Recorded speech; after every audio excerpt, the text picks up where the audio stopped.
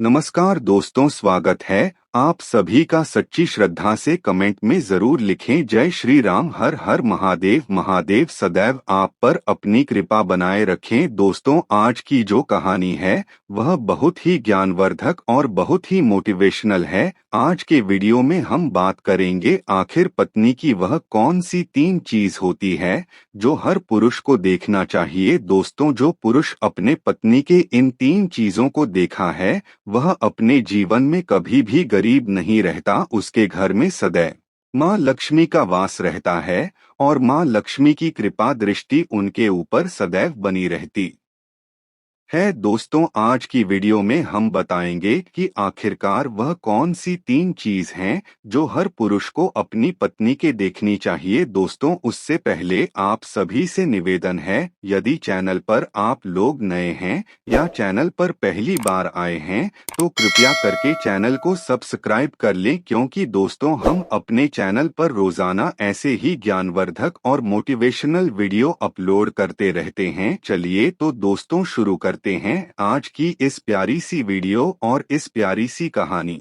से। जानते हैं कि पत्नी की वह कौन सी 3 चीज है जो हर पुरुष को अपनी पत्नी की देखनी चाहिए। दोस्तों, एक बार की बात है, किसी गांव में एक आदमी रहा करता था। दोस्तों, वह आदमी अपनी पत्नी से बहुत परेशान था, क्योंकि उसकी पत्नी अपने पति से बात बात पर लड़ाई झगड़ा करती थी। उसके घर में एकदम कंगाली छा गई थी। खाने के लिए घर में ना ही कोई दाने थे, ना ही पीने के लिए पानी और ना ही पहनने के लिए वस्त्र। दोस्तों, रोज रोज के इस क्लेश से वह पुरुष अपनी पत्नी से परेशान हो गया था। दोस्तों, एक दिन की बात है, वह आदमी अपने घर से जंगल की तरफ निकल जाता है। दोस्तों, जंगल में जाते जाते उस आदमी को एक साधु से मुलाकात होती है।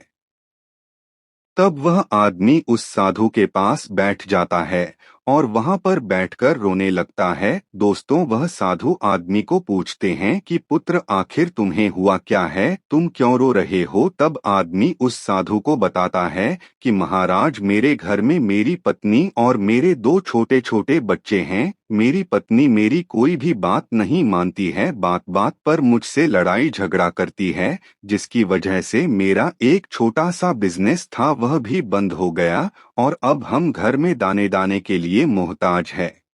हमारे घर में खाने के लिए कुछ भी नहीं है, पीने के लिए पानी नहीं है और पहनने के लिए वस्त्र नहीं है। लेकिन मैं अपनी पत्नी को समझता हूँ कि लड़ाई झगड़ा ना करें, इसके बावजूद भी वह घर में रोज लड़ाई झगड़ा करती है। इस वजह से मैं बहुत दुखी हूँ और बहुत परेशान हूँ, इसलिए मैं घर छोड़कर आपकी शरण में आया हूँ। दोस्तों, वह साधु महाराज उस आदमी को बोलते हैं कि पुत्र, तुम रो मत, आज मैं तुम्हें ऐसी 3 चीज बताने जा रहा हूँ जो पुरुष अपनी पत्नी की 3 चीजों को देखा है वह पुरुष अपने जीवन में कभी भी गरीब नहीं रहता है और न ही उसके घर में कभी लड़ाई झगड़े होते हैं और उसके बिजनेस में तरक्की होती है। दोस्त तो वह साधु महाराज उस आदमी को बताते हैं कि मैं तुम्हें जो बातें बताने जा रहा हूँ उन 3 चीजों को गांठ बांध लो। तब आदमी उस साधु महाराज की बातें बहुत गौर से सुनता है और साधु महाराज से बोलता है कि प्रभु, आप मुझे जल्द से जल्द बताइए वह कौन सी 3 चीज है जो हर पुरुष को अपनी पत्नी की देखनी चाहिए। दोस्तों, तब वह साधु महाराज उस आदमी को एक कहानी सुनाते हैं। तो चलिए दोस्तों, साधु जी से ही सुनते हैं इस कहानी के बारे में। दोस्तों, किसी नगर में एक सेठ रहा करता था। उस सेठ का बहुत बड़ा व्यापार था। उसके घर में सेठ और उसकी पत्नी रहा करते थे। उस सेठ और सेठानी में आपस में बहुत प्रेम था। उनके घर में कभी भी लड़ाई झगड़ा, किसी प्रकार का कोई अंधा क्लेश नहीं होता था, इसलिए उसके घर में सदैव माँ लक्ष्मी का वास रहता था और उनके बिजनेस में दिन दुगनी रात चौगुनी तरक्की होती थी। उन सेठ सेठानी में इतना प्रेम था कि आसपास के लोग उनके इस प्रेम को देखकर जल जाया करते थे। दोस्तों, सेठ और सेठानी के इस प्रेम की मिसाल हर गांव वाले देते थे। ऐसे कर करके उस सेठ और सेठानी की बात उस गांव की राजा तक भी पहुंच जाती है। दोस्तों, जब सेठ सेठानी की बात उस राजा के पास पहुंचती है तो वह राजा भी उनके प्रेम की मिसाल की तारीफ करते हैं और कहते हैं हमारे गांव में एक पुरुष और स्त्री ऐसे भी है जिनके घर में कभी भी लड़ाई झगड़ा नहीं होते हैं। उन दोनों में आपस में इतना प्रेम है कि जितना मैं आज तक अपनी जिंदगी में कभी भी नहीं देखा। दोस्तों, एक बार की बात है, राजा पूरे नगर में ढिंढोरा पिटवाते हैं और कहते हैं इस राज्य में जितने भी लोग हैं वह सभी लोग अपने अपने घर में दिया जलाकर रखेंगे। तब राजा की रानी अपने राजा से पूछती हैं कि महाराज, आखिरकार आप सभी के घर में दिया जो चलवा रहे हैं? राजा रानी की बात सुनकर रानी को बोलते हैं कि दीपक प्रेम की निशानी होती है। जिसके घर में दीपक जलता है उसके घर में सदैव ही प्रेम बना रहता है। और मैं चाहता हूँ कि जो प्रेम सेठ और सेठानी के बीच में है वही प्रेम हमारे इस नगर में, हमारे इस राज्य में हर पति और पत्नी के बीच में हो। इसलिए मैं हर घर में दीपक जलाना चाहता हूँ। दोस्तों, राजा के सैनिक पूरे नगर में ढिंढोरा पीटते हैं और बोलते हैं सभी के घर में दीपक रात भर जलना चाहिए। दोस्तों, राजा की बात मानकर सभी नगरवासी अपने अपने घर में दिया जलाते हैं। लेकिन जैसे ही आधी रात होती है सभी के घर के दीपक बुझ जाते हैं, लेकिन उसे सेठ और सेठानी के घर की दीपक कभी भी नहीं बुझती है, क्योंकि दोस्तों दीपक प्रेम की निशानी होती है। और जो सेठानी थी वह अपने घर की दीपक को सदैव जलाए रखती थी जिसे सेठ और सेठानी का प्रेम बरकरार रहे। लेकिन दोस्तों, जो सेठानी थी वह अपनी मनमानी का करती थी, उसका जो मन करता था वह वही काम करती थी। लेकिन सेठ को इस बात से कभी भी कोई दिक्कत नहीं होती थी, क्योंकि सेठ बहुत समझदार था। वह सोचता था कि यदि मैं अपनी पत्नी को रोक टोक करूंगा तो घर में बेवजह की लड़ाई झगड़ा होंगे। दोस्तों, इसीलिए सेठ सेठानी की कई चीजों को और कई बातों को अनदेखा करता था। वह सेठ इसलिए अनदेखा करता था ताकि पति पत्नी में वह प्रेम और व्यवहार बना रहे। एक दिन की बात है दोस्तों, राजा और रानी अपने में छत के ऊपर खड़े होकर अपने नगर का नजारा देख रहे थे और वह राजा और रानी देखते हैं कि उनके पूरे राज्य में अंधेरा था, लेकिन सिर्फ एक सेठ और सेठानी का ही गांव का घर था जहां दीपक जल रहा था। दोस्तों, तब राजा रानी से बोलता है कि देखो सेठ और सेठानी में कितना प्रेम है। सभी के घरों का दीपक बुझ गया है लेकिन सेठ और सेठानी के घर का दीपक अभी भी जल रहा है। इसका मतलब यह है कि सेठ और सेठानी में बहुत ही ज्यादा प्रेम है। तब रानी अपनी राजा से बोलती है और सेठानी में जो भी प्रेम है इसलिए है क्योंकि सेठानी समझदार है, इसलिए सेठ के घर में प्रेम है। दोस्तों, जब राजा रानी की बात सुनता है तब राजा बोलता है कि नहीं महारानी, यहाँ पर सेठ ज्यादा समझदार है, इसलिए उनके घर में कभी भी लड़ाई झगड़ा नहीं होती है। दोस्तों, रानी बोलती है कि सेठानी समझदार है। राजा बोलते हैं कि नहीं, सेठ समझदार है। दोस्तों, सेठ और सेठानी की बात को लेकर राजा और रानी में बहस होने लगा। तब राजा बोलता है कि देखो, हमें बहस करने की जरूरत नहीं है, क्यों न हम दोनों उनका परीक्षा ले, जो परीक्षा में पास होगा वही समझदार होगा। राजा और रानी अपने बात से सहमत हो गए और उन दोनों की परीक्षा के लिए तैयार हो जात है। दोस्तों, तब राजा अपने महल में जाता है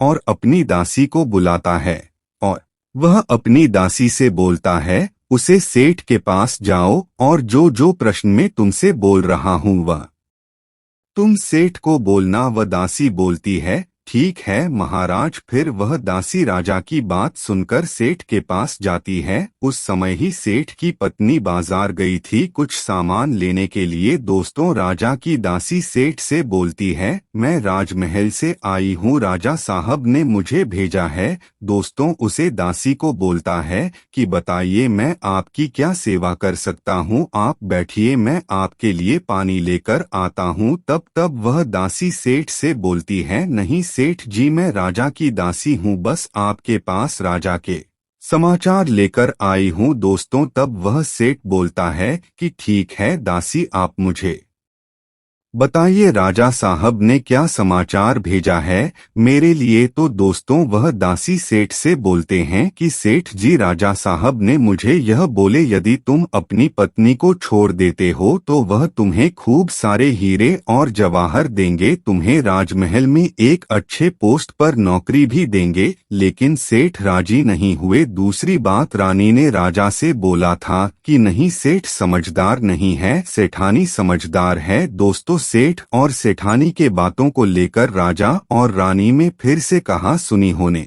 लगी। तब रानी राजा से बोलती है कि तुमने सेठ की परीक्षा ली है, मैं भी सेठानी की परीक्षा लेना चाहती हूँ, तब इससे बात क्लियर हो जाएगा कि सेठ और सेठानी में कौन ज्यादा समझदार है। तो वह राजा रानी को आदेश देता है कि प्रिया तुम भी एक बार सेठानी की परीक्षा ले लो। तब रानी अपने राजमहल से एक दास सेठानी के पास भेज दिया और अपने दास से बोलती है कि जो मैं तुम्हें बोल रही हूँ यह सारी चीज जाकर उस सेठानी को बोलना। तब राजा का दास उस सेठानी के पास जाता है। इधर से सेठ अपने काम के सिलसिले में कहीं बाहर गया हुआ था, घर पर सेठानी ही अकेली थी। दोस्तों दास मौका देखकर उस सेठानी के पास पहुंचता है और सेठानी से बोलता है कि सेठानी जी मैं राजमहल से आया हूँ, मुझे रानी साहिबा ने भेजा है। दोस्तों तब वह सेठानी ही बोलती है ठीक है बताइए किस लिए तुम्हें रानी साहब मेरे पास भेजा है।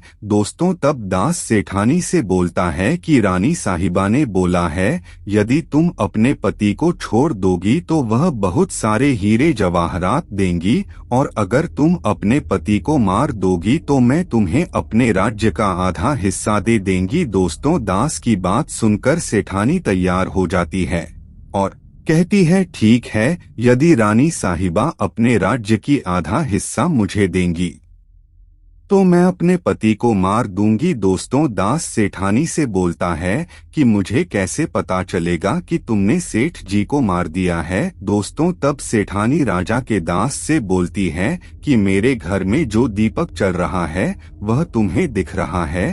तब दास बोला हाँ दिख रहा है। तब सेठानी उस राजा के दास से बोलती है कि जब मैं अपने पति को मार दूंगी तो मैं यह दिया बुझा दूंगी तो तुम्हें पता चल जाएगा कि मैं अपने पति को मार दिया है। अब दास सेठानी की बात सुनकर राजमहल को वापस लौट जाता है और राजा और रानी से यह सारी बात बताता है। सेठानी की बात सुनकर रानी बहुत अचंभित हो जाती है और रानी को स्त्री जाति से नफरत होने लगती है। दोस्तों तब वह राजा अपने सारे दास दासी के साथ सारे सैनिकों को बुलाता है और बोलता है देखो मैं यह नहीं चाहता हूँ कि राजा और रानी की वजह से किसी निर्दोष की जान जाए। तुम ऐसा करो उसे सेठानी के घर जाओ और उस सेठ को सारी बातें बता दो और उस सेठ को बचा लो। दोस्तों इधर दास और दासी सेठानी के घर पर जाते हैं और सोचते हैं कि सेठानी तो सेठ को रात में मारेगी और दिया भी बुझाएगी, इससे पहले ही हम सेठानी के घर में हमला बोल देते हैं। दोस्तों इधर रात भी नहीं हुई थी, शाम का समय था और जैसे ही राजा के सैनिक सेठानी के घर पर धावा बोलते हैं तो देखते हैं कि सेठ पहले से ही मरा पड़ा है। दोस्तों तब राजा और रानी के दास दासी उस सेठानी से बोलते हैं सेठ जी तो मरा पड़ा है, लेकिन सेठ को तो तुम्हें रात में ही मारने के लिए बोला गया था। तब सेठानी बोलती है कि सेठ को तो मुझे मारना ही था, रात में तो मुझे दिया बुझाना था, इसलिए सेठ को तो मैं दिन में ही जहर देकर मार दिया है। अब मेरा काम है सिर्फ दिया बुझने का। दोस्तों वह सैनिक उल्टे पांव उस सेठ के घर से राजा के दरबार में भागे भागे जाते हैं और राजा को सारी बातें बताते हैं। तब राजा क्रोध से आग बबूला हो जाता है और उसको स्त्रियों से घृणा होने लगती है और वह अपने सैनिकों को भेजता है कि उस सेठानी को बंदी बनाकर ले आओ। तब राजा के सैनिक उस सेठानी को बंदी बनाकर राजा के में पेश करते हैं।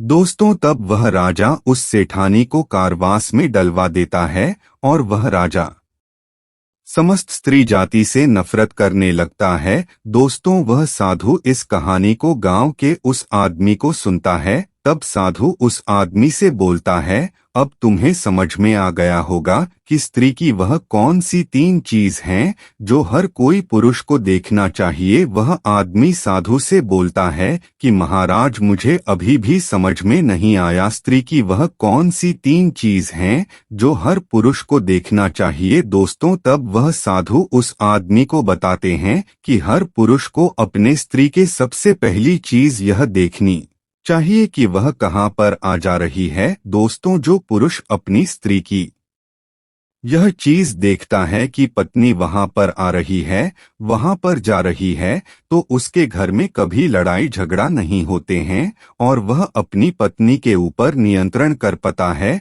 दूसरी चीज है, पुरुष को पत्नी के अंदर यह चीज देखनी चाहिए कि उसकी पत्नी के बोलचाल कैसी है, वह अपने पति की इज्जत कर रही है कि नहीं, अपनी पति की बात मान रही या फिर नहीं। जो स्त्री अपने पुरुष की बात नहीं मानती है, अपने पति की इज्जत नहीं करती है, वह अपने पति के साथ कुछ भी कर सकती है, जैसे कि उस सेठानी ने उस सेठ के साथ किया था। इसलिए हर पुरुष को अपनी पत्नी की ये चीज देखनी चाहिए। तीसरी चीज, वह साधु उसे आदमी को बताता है कि हर पुरुष को पत्नी के चाल चलन जरूर देखना चाहिए। दोस्तों, जो पुरुष अपने पत्नी के चाल चलन देखता है और उसके चाल चलन पर उससे ज्यादा प्रेम नहीं करता है, उसको अपने कंट्रोल में करके रखता है, तो उसके घर में लड़ाई झगड़ा कभी भी नहीं होते हैं। दोस्तों, जो स्त्रियां अपने घर पर मनमानी चलती है और पति की बातों को नहीं मानती है, उनके घर में इस तरह की मुसीबत आती है। दोस्तों, यह 3 बातें वह साधु महाराज उस आदमी को बताता है और फिर वह आदमी इन 3 चीजों को गांठ बांध लेता है और साधु को प्रणाम करके अपने घर पर चला जाता है। दोस्तों, मैं उम्मीद करता हूँ आपको इस कहानी से बहुत कुछ सीखने को मिला होगा। दोस्तों, सच्ची श्रद्धा से कमेंट में जरूर लिखें, जय श्री राम, सदैव आप पर अपनी कृपा बनाए रखें। इस वीडियो को लाइक करें, अपने दोस्तों के साथ शेयर करें और हमें सब्सक्राइब करना ना भूलें। और हाँ, इस वीडियो से कोई भी सवाल है तो आप कमेंट बॉक्स में जरूर लिखें, और आपके पास कोई भी सवाल नहीं तो जय श्री राम जरूर लिखें, क्योंकि आपके कमेंट से वीडियो बनाने का मोटिवेशन मिलता है। धन्यवाद।